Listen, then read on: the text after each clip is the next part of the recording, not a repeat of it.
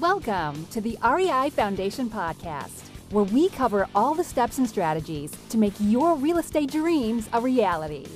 Now your hosts, Jason and Pili. Hi, everyone, and welcome again to the REI Foundation podcast with Jason and Pili. Today, we have the illustrious Allison Kirschbaum. Welcome, Allison. Thanks, Jason. Thanks, Pili. It's great to be here.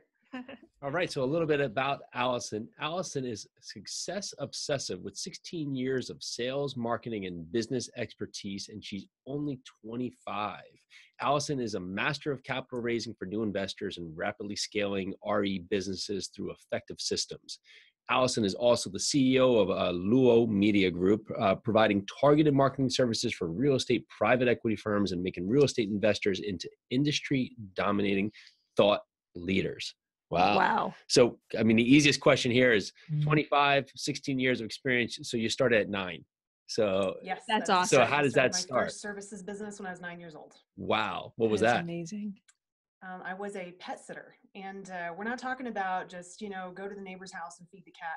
I grew up in the country. So when you live in the country, nobody has just one cat or one dog or, feed the fish or the bird or whatever. We're talking 4 or 5 cats, 6 dogs, 2 horses, and a guinea pig. And none of them can be with each other because they'll all eat each other. They all need to eat at different times, and none of them can go in the backyard while the others are in the backyard. It was a whole thing. So it taught me a lot of responsibility very early. That is amazing. So I get you didn't start real estate when you were 9 years old. 10. 10. I wanted to. I was a strange kid. Like my poor mother, I was a really strange, hard to handle type A kid. I used to read. I remember reading the classified sections with the real estate classified sections back when that was a thing, when I was 9 or 10 years old. Because as a pet sitter and my dad being an entrepreneur, he would encourage me to think of, well, how could I take a small business into a bigger business? And he made an offhand comment at one point that, living in Colorado, there was a big need for people to leave their pets someplace reputable while they went skiing, and that it could be very lucrative to open a pet ski hotel in the mountains. And being a 9-year-old, I'm like, oh my gosh, that's so cool. I'm going to go find some land and do that right now. So I distinctly remember sitting with my dad in the front seat of our truck when we would go to town, because we lived 30 minutes from the nearest town. We were way out in the country, like in the part of Colorado that looks like Kansas. I distinctly remember sitting in the front seat of the truck as a 9-year-old reading these classifieds and saying, oh, Dad, I could buy this piece of land or this piece of land, and I could put this kind of building on it, and it can be this big and this big. And then my dad finally burst my bubble one day and said, Allie, everybody when I was younger called me Allie, Allie, you have to be 18 to sign real estate papers. And I was just crushed. I was like, I can't buy this on my own? What? I know I can make the money to buy it. What do you mean they won't let me sign the paperwork? So I did not start real estate when I was 9, but I started thinking about it when I was 9. Hey, I think that's the best get start. Yeah, I was just thinking, seeing you sitting there in front of the banker, at 9, just sitting there having your pitch all put out and be ready to go. That's incredible. So, that was my next thing. The pitch happened when I was 12, because when I was 12, I started my first services business. I started making handmade jewelry to sell, because what does every 12-year-old girl who lives in the country want? She wants her own horse. And I wasn't making enough money from pet sitting to buy a horse and to pay for the upkeep and all of that. So I started selling all of these dozens and dozens and dozens of crafts, mostly jewelry, that I made every week, all on my own for no apparent reason. I just always had to be doing something. And I taught myself how to cold call when I was 12. I taught myself how to do direct mail. I would go to craft sales, where they hold craft sales in high schools and stuff like that. And they have people selling handmade goods. I was the cute little blonde girl who would literally walk into the aisle and pull people away from other people's tables and say, come try this on. You would look great in this. Or, do you have your Christmas gifts bought yet? I have myself on video doing this at 12. So that's when the pitching started at 12. Watch out. My face hurts. I'm smiling so big. That's like so adorably cute entrepreneur. That's just I know, right? I think that was my big advantage too, because people are like, oh, look at the cute little girl. Let's buy something from her. That's great. So when did you actually get started in real estate? When you could did you figure out before 18 that you could get someone else to sign the loan, or was that just too past where you were going? Well, when I was 18, I got a real job at my mom's recommendation.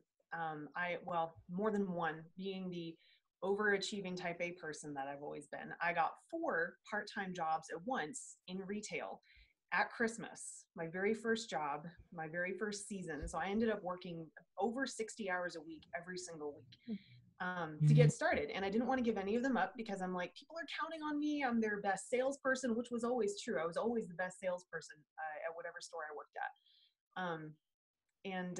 So I did that for about a year. And then one of the jobs that I had part-time at a currency exchange offered me enough money to move over to them full-time. And I ended up working my way up to being the sales manager for that company over all of the currency exchanges in the state of Texas.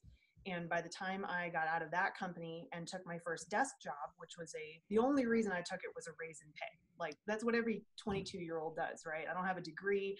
I just have experience. And they're like, we'll give you $76,000 a year. And I'm like, absolutely. Done. Yeah. So I take this job, and the very first day that I sit down at that gray desk with those padded gray walls, it's like an insane asylum. I don't know why people ever take desk jobs.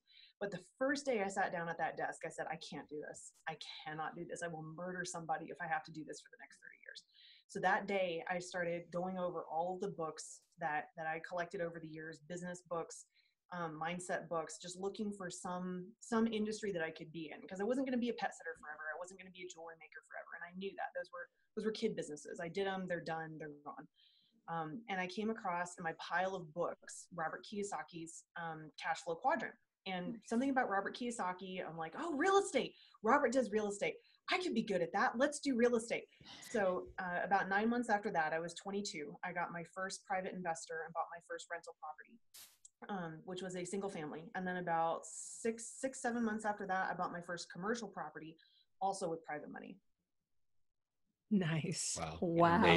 Amazing. So we can go in so many different directions. I'm just thinking what would be prime to go. So let's stick first with having no experience in real estate, but getting a private investor. What was it that allowed you to, of course, who was that investor, or how'd you meet him? Was it a personal friend, or was it someone that you actually brought a pitch to because you had found the property, or did you have him investing in your project, or her investing in your project before you even had the project?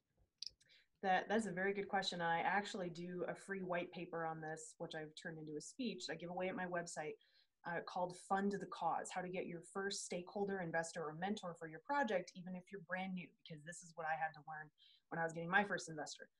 So to answer your question, Jason, he was actually somebody that my realtor for the commercial property referred to me. She apparently just talked me up so much to this guy. She was like, she's so smart. She's got a great plan. She's buying all this property, even though it was my first property at the time. And she was like, you should really invest with her. The property ended up being very close to his hometown. He was familiar with the area. And based on just that personal recommendation and my business plan and my experience with the single family market in Denver, which I was able to parlay into being able to have at least some kind of successful real estate experience that I could translate into the commercial market. Through those things, I was able to get over $100,000 investment from him for that first property. Nice. Amazing. That's awesome. Good. Incredible. Well, how has your business transformed to today? It has exploded. That's the only way I can say it. So I have several different business ventures right now. I run private equity firms for self-storage specifically, in which I'm a principal and the CEO/CMO. I'm so responsible for bringing in investors and deals and being the investor liaison after those investors are brought into the fold, so to speak. I also do, as you can see from my bio, I've taken the proprietary processes that we've created on our side to market for those investors using 506C Regulation D private equity funds into a market, a very underserved market, for providing marketing to private equity funds in real estate, especially very small private equity funds that maybe this is their first time, they're not sure how to market, they don't really know what to do. That's an area that I really have a heart for, and it's something I'm very good at, which is the perfect niche to fill. And then I also do private personal branding for thought leaders in the real estate space to help serve niches of the real estate market that are currently underserved, such as I have a client who is a brilliant guy in the medical space, but he also does real estate, and his niche is to teach medical professionals how to buy real estate. So I'm able to serve a lot of different markets just spinning off from my original experience with self-storage. Amazing. Wow. And to give our listeners, Allison started real estate between the ages of 18. You probably started thinking about it, but really started at 22. And how old are you now, Allison? I'm 25. So she experienced this boom within the years of 22 to 25. Everything you've done is amazing. So give us a little bit more insight on the steps that it took to get you there. You said you read Robert Kiyosaki's book.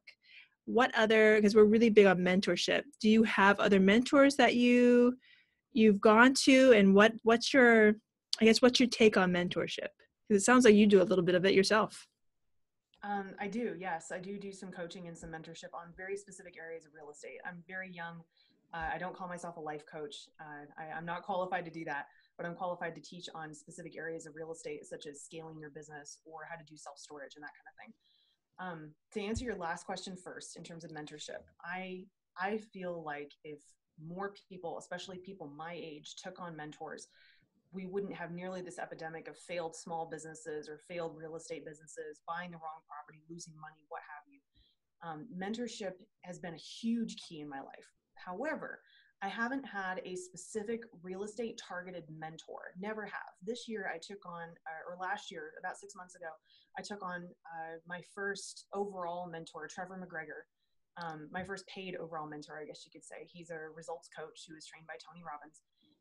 As a master platinum coach, and he's been amazing. As I tell people, he sees my potential even more clearly than I do, which is a big thing because I see my potential pretty clearly. But in terms of real estate, all of my mentors have been what I like to call digital mentors. They're people that I know from their CDs or their books. I keep a log. I read between 75 and 100 books a year. I listen to at least 25 audiobooks, and most of them twice over because I'm not a very good auditory learner. I have to read it. But in general, the way that I learned real estate was to take massive action and to network. And I know everybody says that. I know everybody says you need to network, but it's completely true. There's so many people that are willing to be your allies, even as a new person, just from the strength of your conviction, the strength of your business plan, and the strength of the other connections you can make.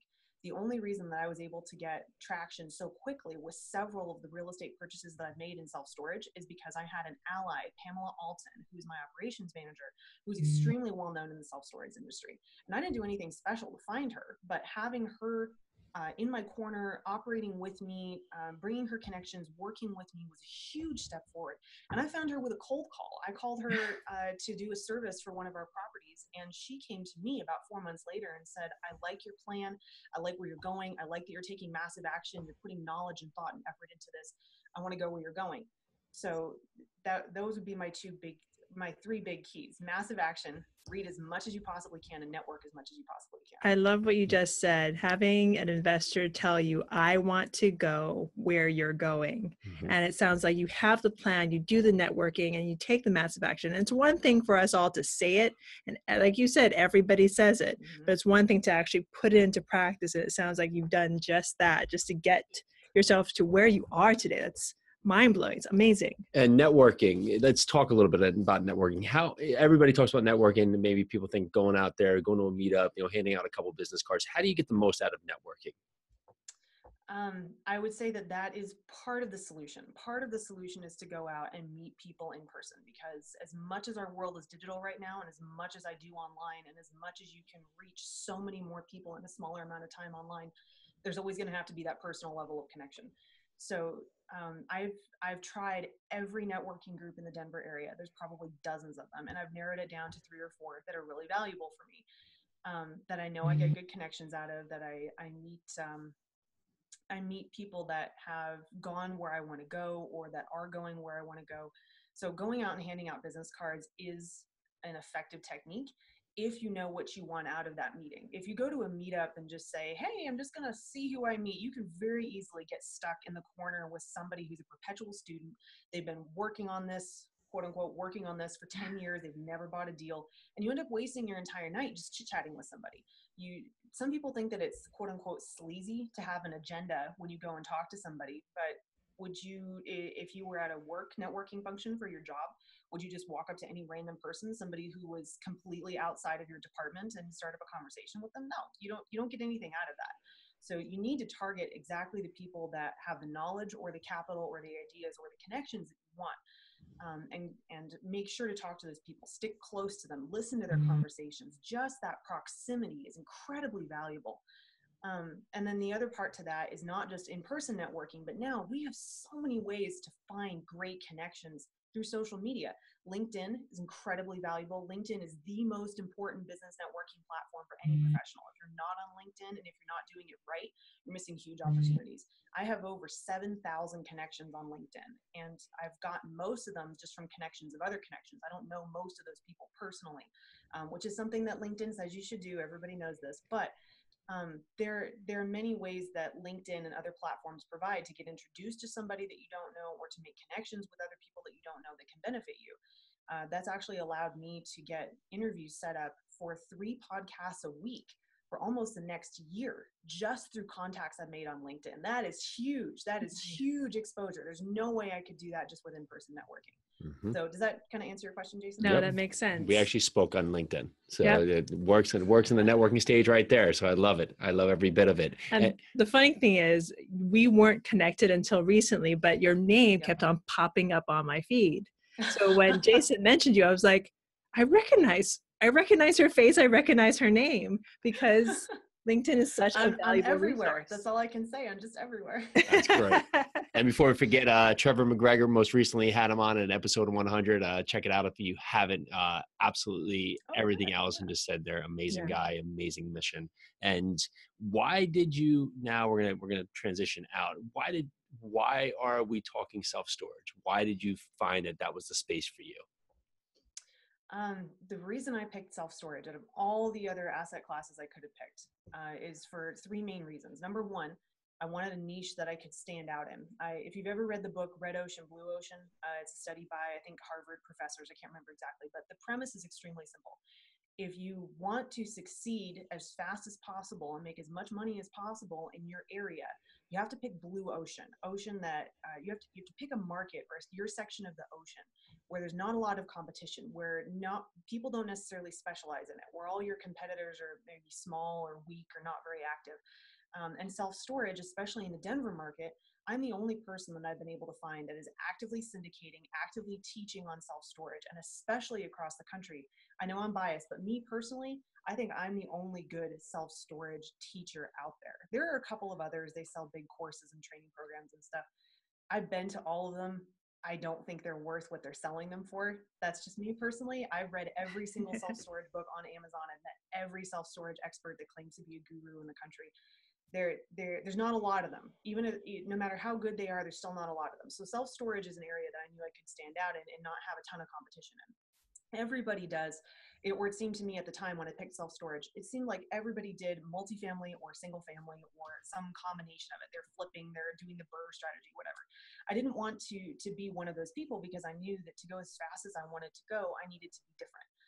The second reason I picked self-storage is because it has a multi-tenant model. I knew after studying all of those hundreds of books a year on real estate that I didn't want the single family or flipping approach where if I lose a tenant, I lose all of my income for that month, and I have to do turnaround costs, and I have to look for a new tenant and all this stuff. So that's why when I bought my first single family, I actually rented it out by the room. So I had a single family property with a multifamily model. And that's why I also started looking at storage. The third reason I love storage, the multi-tenant model, the blue ocean theory, the third reason I love storage is because it's really freaking cheap to run, and I don't need any employees at the site if I don't want them. We're literally talking about people renting a steel box on a concrete floor. There's almost no churn costs. There's almost nothing you can do to it. There's usually very few insurance requirements. And people don't even live there. They put their stuff there. And here's a great statistic if anybody is thinking about getting into self-storage. The average self-storage customer visits their unit exactly twice. The first time they rent, and then 18 months later when they move out. That's for a residential customer. For a commercial customer, they still visit almost exactly twice, when they move in and when they move out 24 months later. There are obviously exceptions to that, but that's a huge amount of less wear and tear on the property.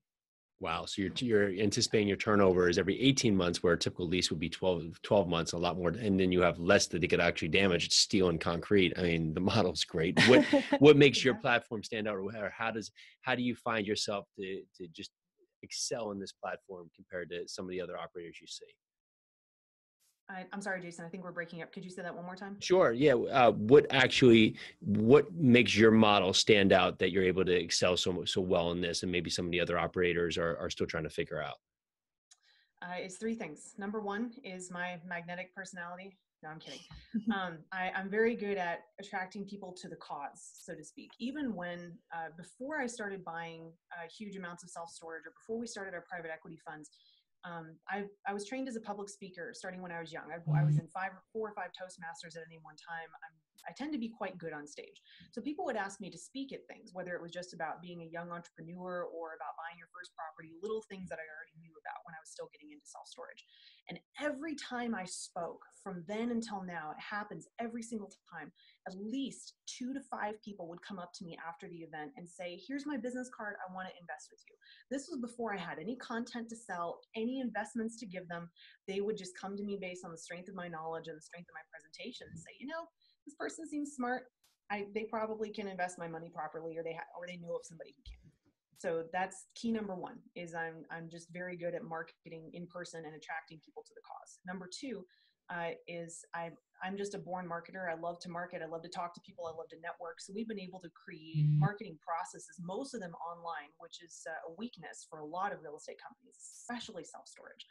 To be able to bring in not only investors, but deals in a very steady, consistent way, and then also translate that into getting renters for the facilities themselves. So the second thing is our marketing processes.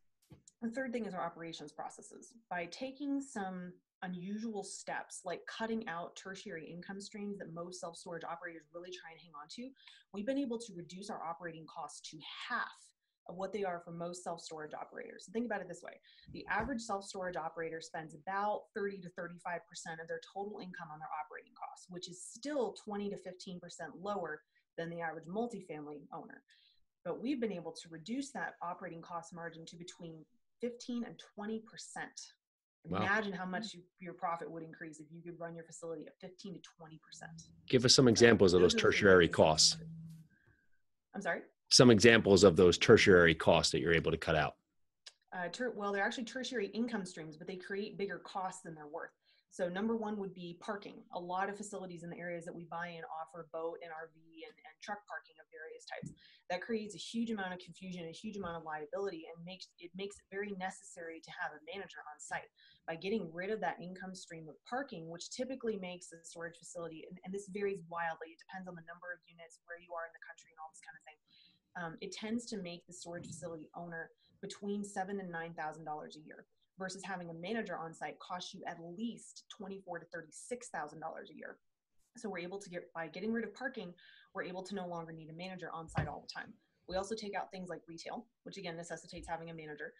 Sometimes we won't buy facilities that have climate control because of the necessity of a manager. At no time will we buy any kind of property that has any retail, a gas station, a hair salon attached to it. There's a lot of weird stuff that gets attached to I was going to say hair salon. Yeah. So by cutting out those things that most people would hang on to with all their might and say, oh my gosh, I'm giving up income if I get rid of this, we're actually able to create such a streamlined management model that we're able to reduce our costs by half. So basically you keep it simple. Yes, very, very simple.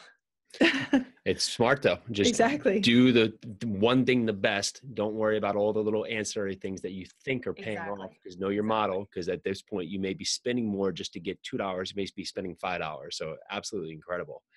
So let us know a little bit about your best deal to date. Best deal to date. I'd still have to say it's one that I did with my dad, because it's a project that we can do together. And it's also a very profitable storage facility, so it works out great. We bought a facility in Branson, Missouri, about 300 units, 311 units. Some are climate control, some are regular. We didn't use our typical operations procedure with that facility because it was with my dad. It's a one-off. It's not part of the private equity fund. So with the one-off deals, we have some flexibility. We bought this facility at, I believe it was an 8.7 cap. It's currently, after all of the costs for the security improvements and various other improvements that we've made to become more competitive in the market have been factored out, we've been able to raise that to more like a 9.25 or 9.5 cap based on the original purchase price. And the cash on cash returns based on the investment from the first year are close to 17% for our single investor, who's my dad. We also were able to get it in a very creative way. We were able to get a complete seller finance from the owner, with 5% down initially and another 5% down within a year of closing.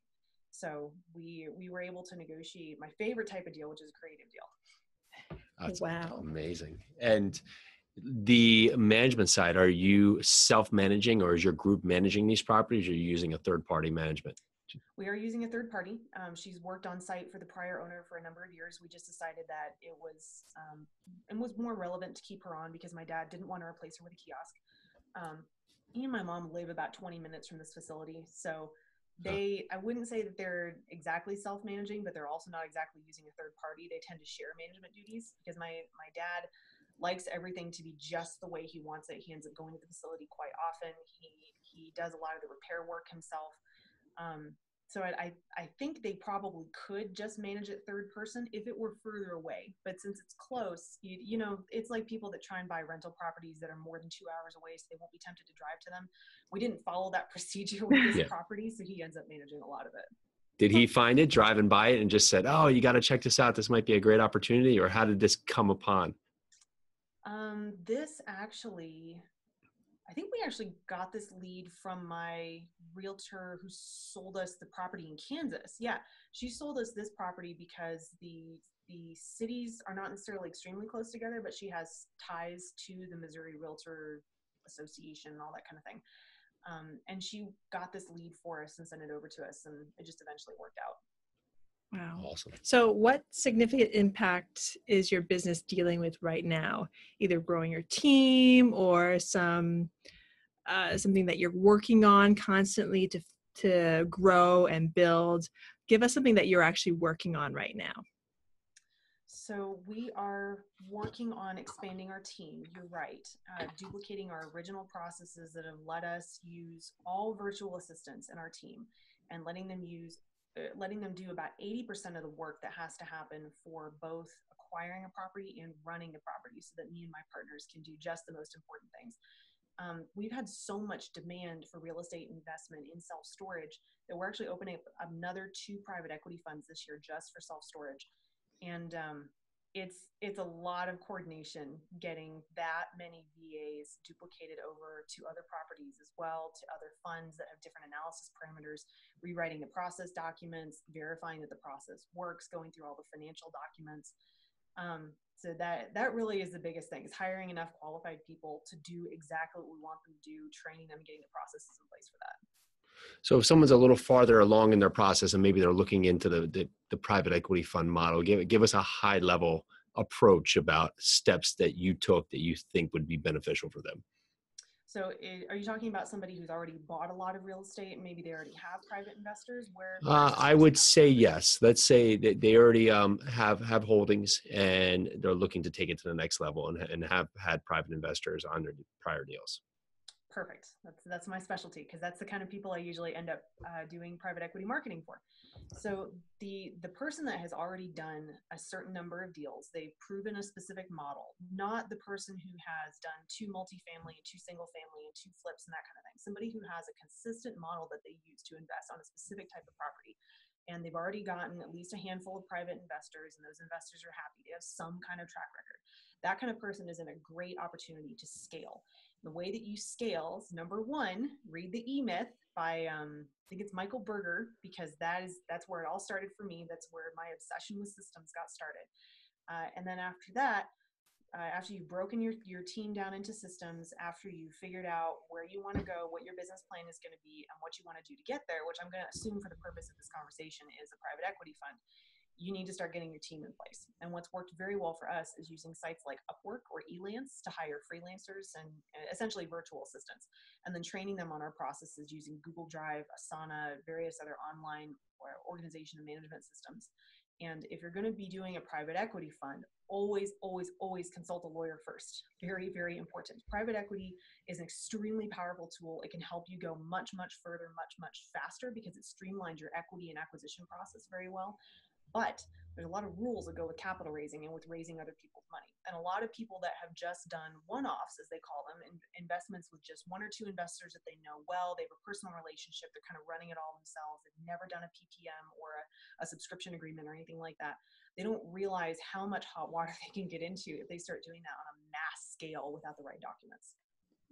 Nice. So much information. Great. What's the right step to find the right lawyer? For me, it was actually, it started with a book, as usual. I went to Amazon and I started looking up books on crowdfunding and private equity. And it just so happened that one of the names on one of those books coincided with one of my from time to time mentors, I guess you could say. He's a real estate investor / note buyer here in Denver who's also done private equity before. He had mentioned this lawyer's name before, and I just happened to see her name again on a book from Amazon. And I said, "Oh, hey, Kevin recommended this gal. Kevin's a smart guy. I'm going to call her up and see what she can do for us." And then that translated into me meeting the folks at Reg D Resources, who were at last year's Best Ever Conference. And both of those entities, that lawyer and Reg D Resources, have created funds for us at this point. Amazing. Amazing. What's a learning experience you've had in your business that maybe could help others avoid or detour away from? We had an experience recently where we jumped into a highly regulated industry that I went Allison on it. I learned everything I could about it. I spent almost an entire year researching this industry before we jumped into it. And it just wasn't enough. I still apparently didn't know everything I needed to know. On top of getting into a really tough property, it was a turnaround. It was in a bad location, all this kind of thing. And even though we hired the best experts, we spent about triple the money that a smaller operator like us would typically spend on support staff and experts and consultants and operations managers to make sure that it was going correctly. We just couldn't get it right. I couldn't make it work this time. And we're still kind of crawling out of that and still kind of assessing it. But based on the fact that we did all the right research, we took all the right precautions from our side, we hired all the right experts.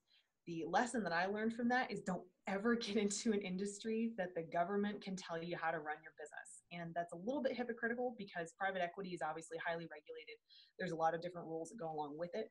But to me, that's an acceptable risk because of the leverage it allows me to have versus an industry that's highly regulated, like healthcare or something like that. They literally have control over every aspect of your business, not just how you raise money. So that would be my learning experience. Stay the heck away from highly regulated industries. Got it. I love it. And before we jump into the next section and wrap this up, one last question. If you do 506C, seems to be your preferred raise method, of course, Yes. that allows you to market to a higher level, looking for accredited investors. There's also another model, 506B, which is sophisticated and a mix of accredited, but has to be within a hand's reach. If someone's just looking to maybe do their first syndication, would you push them one way or the other? If they maybe had a network of friends and family, would you tell them to jump to one direction or the other? I have to preface this by saying that I'm not a lawyer. Like I tell all my clients, I can't tell you one way or the other what would be best for you. But if it were me, if it were me and I had a network of people that were close to me, some accredited, some unaccredited, who wanted to invest with me, and this is the situation I was in when I started my first private equity fund. So I'll just tell you what I did. I picked 506C anyway, because I knew that the growth that we were going to be able to have was much, much greater. And the accredited people that I knew could be in that fund, and then we could raise a larger amount of money. We could go further faster by using a lot more marketing methods than we could use with the 506B. And then if the unaccredited investors that I knew still wanted to invest with me, by no means was I going to say, hey, I can't work with you anymore. You've given me all this money before, but I can't work with you. I would just do one-off deals with them because they're obviously people that I already know and trust and I've done business with before and that kind of thing. I have I don't know if you call it a standard, but I have a preference not to work with a large number of unaccredited investors in general, especially because it puts such a crimp in our marketing methods. But unaccredited investors present a much larger risk both to the syndicator and to the investor themselves, because in general, unaccredited investors, Jason's nodding his head, I know you know this, unaccredited investors typically don't have the level of experience that accredited investors do. That's not everybody. Some accredited investors just have maybe they're high paid accountants or something. I don't know. They don't know anything about real estate, but they're still accredited as the SEC views that. Unaccredited investors don't tend to have the cushion to fall back on if something goes wrong with an investment, and they tend to need their money back more urgently and sooner than accredited investors do. Maybe there's health crisis in the family, or their college fund isn't working out the way they thought it would for their child. They need the money back quickly. And it's much more impactful to them if for some reason I can't get it back to them as quickly as they want, because our investor documents do state that we have to be able to put in equivalent money to avoid destabilizing the fund if we have to pull out an investor's capital. So if I can't just call up somebody and say, hey, I need $100,000 to replace this unaccredited investor's money so I can give it back to them, it creates more turmoil for both of us. So I really prefer, both for the marketing and for the risk, to do 506C no matter what stage you're in. Thank you. Thank you for that. Wow. Yeah. Everything that you've given us today has just been mind-blowing and amazing. Especially, again, Allison has only been doing this for about 3 years, and she is a wealth of information. So if you're listening to this, and we'll get to this question, please contact Allison and see if she can do anything to help you. But think bigger and take massive action. It's 2 things we've heard continually here today, and that's it. There's no reason that if you're 50, 55, 3 years could put you in a better position. So don't think just, young, like can be done very quickly with the right purpose in mind, and but you have to educate yourself and surround yourself with great people. So Allison, let's dig a little deeper. If you had to battle a Tyrannosaurus Rex, what weapon would you use? Was this on the question list? Did I miss this completely? It actually is. Yeah. It's a different God. There's a version. I'm not as well prepared as I like to be. We like to throw things in there. Tyrannosaurus Rex. Could be literal or figurative. So either which way. RPG. I totally use an RPG. Okay. Done. Wait for him to open his mouth and just slot it right in there. I love it. Give it to him. Yeah. Awesome. Yeah. I love it. That's good. Sometimes we get people that want to outthink them, and I say, well, that's a viable option too, but I'd rather have the RPG. A big gun. Good. So let's get a little deeper. Seriously now. What is your big why? My big why? Yes, your big why. Okay. My big why is that I want to be the world's youngest self-made female billionaire. And I want to create such a legacy of wealth, such a legacy of success, that 100 years from now, 150 years, when my grandkids and great-grandkids are flying around in their driverless cars, they can look back and say, great-grandma Allison, she started all this. She made it all possible. The family foundations, the wing at the new cyber hospital, with the opportunities we've been able to have, the changes we've been able to make in the world. She started that. She allowed that. I want to build the kind of wealth, the kind of legacy that no car crash, no cancer, no government, no downturn, no stupid mistake by my children or their children can take away. My smile is it's like hurting. That's like one of the best whys I've ever heard. That's fantastic, Allison. Specific, clear, and massive. I love it. It's like one of those whys you can really get behind, get excited about. I'm excited about it. If you're a new real estate investor. That's why I'm good at attracting people to the cause. I love it. Oh yeah, I feel it. We're loving it. Jason, we're getting into self-storage. Yeah. Focus. Keep simple. Focus. Yes. Yes. What would be a step you would give a new real estate investor that wanted to take an actionable step today? A real estate investor who wants to take an actionable step today. Yeah, brand new to real estate, just trying to figure out, how to take action. What would be something that you would think would be a good start? That's actually a very good question. I'm launching a podcast of my own coming up in the next couple of weeks, in which the first series deals with that exact question. If you're brand new, how do you even pick how to move forward? How do you pick your niche? All of that good stuff. So here's the simple truth about real estate. There is way more information out there about real estate than any one person could ever possibly need. Note buying, tax lien sales, probate, flipping, BRRRR strategy, multifamily, office, retail. There's so much information. Nobody needs more real estate information. You just need to know which information you need to go after. So for a brand new person, and this is what I say on the podcast as well, pick books that can give you an overview of different industries and that can show you how real estate as a whole works, and talk to people along that same vein. When you go to networking events, don't go just to pick up any random contact. Be like Like my grandma with a box of chocolates, make sure that you get one from each flavor. Talk to somebody who does tax liens. Ask them why they do it. Ask them what they like about it. Ask them what kind of lifestyle it gives them, what they have to do in order to do it. Talk to a flipper. I know a flipper who gets up at 3 a.m. every single morning and puts in offers on the MLS, and he's the most successful flipper in the state, but he gets up at 3 a.m. every single morning. Figure out what the people in that industry have to do to be successful at it, and then figure out if you want your lifestyle to match that. Pick up books like the ABCs of Real Estate, which is, the name is eluding me, but the guy who writes it is a crony of Robert Kiyosaki. It's a very valuable book. It goes over all the basics of real estate, loopholes of real estate investing, very similar from the same series. And when you do research online, because I know most people who are gonna go do research about real estate are gonna start online.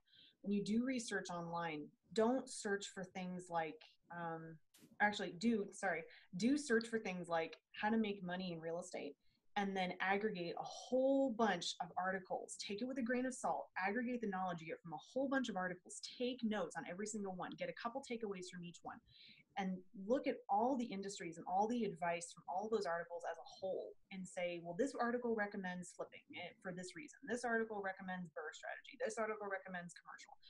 And figure out what you want your life to look like and how much money you want to make and what you have to do to get that money, and then pick your type of real estate.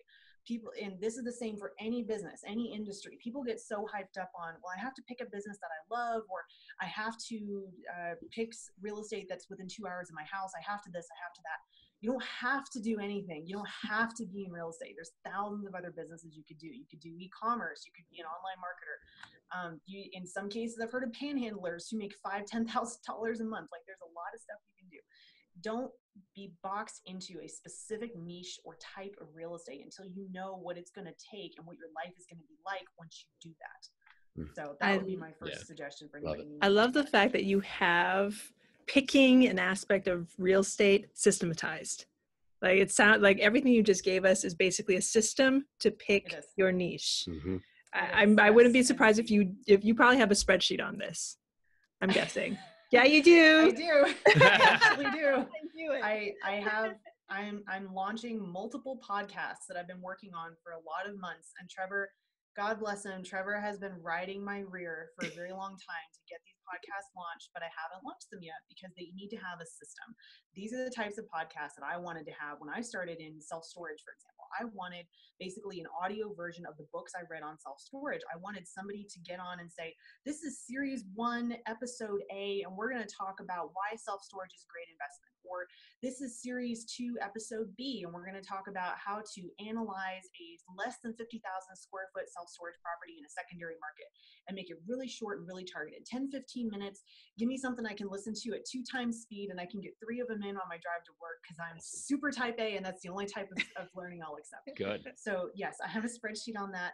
I have all of my episodes listed out on different series for different purposes, and it's intended so that whether you come to this series when I'm first starting it, or whether you come to the podcast when I'm first starting it right now, or whether you find it 5 years later, like somebody finding Best Ever podcast 5 years later, you can go through and see the tags on each episode and say, oh, series 1, that's for newbies trying to pick a niche. I'm going to listen to only series 1. Or I'm more experienced. I bought a self-storage facility, but I want to know how to operate it better. Oh, series 5, I'll go to series 5. That's about operations. And they can just listen to the ones that are relevant for them. So yes, I have a spreadsheet. I love it. I cannot wait for your podcast. Next time we get on a call with Trevor, I'm going to be like, your girl, Allison, can you push your buttons a little bit more so we can listen to our podcast? I'm so sorry, you're breaking up. One more Oh time. no, I was just saying that next time we get on a call with Trevor, we're going to push his buttons and tell her, can you ask Allison to get that podcast out so we can listen to it? Allison's slacking on everything. You guys will be the slacking on that podcast. I got another call with Trevor on the 14th. And I don't want to hear him bugging me to do it again, so I'm going to get him launched before the 14th. I love it. So since we're talking about your podcast, what are the best ways for people to contact you? Best ways to contact me are, they can reach me at any of your listeners can reach me at AllisonKirschbaum.com, You can reach me at youdon'tknowselfstorage.com, which we use the acronym for ydkss.com. You can also find me at youdon'tknowrealestate.com, ydkre.com. And the reason we picked those titles is because you may not know real estate or self-storage when you come to find us, but you will after you find us. So all of my contact info is available there. They can also find me on Twitter, LinkedIn, Instagram, Facebook. I'm all over social media. I'm very easy to get a hold of. Fantastic. Amazing. And before we leave you, what are some words that you live by? I'm so sorry. One more time. What are some words that you live by? Words to live by. Yes. Be courageous. Don't ever be lazy. Don't ever pass up an opportunity. If there are any sins in the Bible, according to Allison, it's doing something because you're afraid. It's cowardice. Fear should never stop you. Not doing something because you're being lazy. If you know you got to do it and you just don't feel like it, that's not a good excuse. And passing up opportunities. I don't believe in regret, but I do believe in avoiding things that I know I'll regret even more than that. So if I know there's an opportunity coming to me, I have to be ready for it. Or and this is something I'm working on with Trevor, because this isn't a healthy response, but if I don't take an opportunity I know I should have taken, the guilt is just horrible. I can't take that. So those are my big three. Be courageous, be hardworking, don't ever be lazy, and don't ever pass up an opportunity you know you should take. Love it. Absolutely incredible. Amazing episode, action-packed, a lot of high-level stuff here, and also a ton of information for you if you're just trying to get your mindset on how to take massive action. Allison, thank you so much. Yes, thank you so much for coming on our show. Thank you guys for having me. Of course. Well, this is the REI Foundation podcast with Jason and Pili. Again, so much thanks to Allison Kirschbaum, and so grateful to you for listening. Thank you so much. Have a good day. Thanks for tuning into the REI Foundation podcast. Check back next time for more awesome tips and strategies to launch your new you in real estate.